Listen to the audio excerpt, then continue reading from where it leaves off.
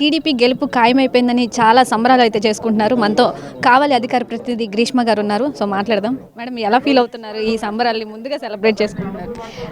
చాలా సంతోషంగా ఉందండి. అయితే ఎప్పుడైతే చంద్రబాబు నాయుడు గారు సతీమణిని భువనమ్మని అసెంబ్లీలోని ఎన్నో మాటలు అని అవమానించినప్పుడు సార్ ఒక ప్రతిజ్ఞ తీసుకున్నారు, నేను మళ్ళీ అసెంబ్లీకి సీఎంగానే వస్తాను అని.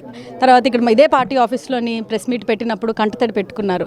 ఈ రోజు కూడా మాకు అందరికీ ఆ రోజు గుర్తుందండి. మేము ఆ రోజే శపథం తీసుకున్నాం. ప్రతి ఒక్క కార్యకర్త, ప్రతి ఒక్క నాయకులు, సీనియర్స్, జూనియర్స్ ప్రతి ఒక్కరు ఒక శపథం తీసుకున్నారు, ఆయన్ని ఖచ్చితంగా సీఎం చేయాలని. ఈరోజు మా శపథం, మా ప్రతిజ్ఞ, ఆ చాణక్య శపథం నెరవేరుతున్నందుకు చాలా ఆనందంగా ఉంది. ఈ ఆనందానికి అవధులు లేవు.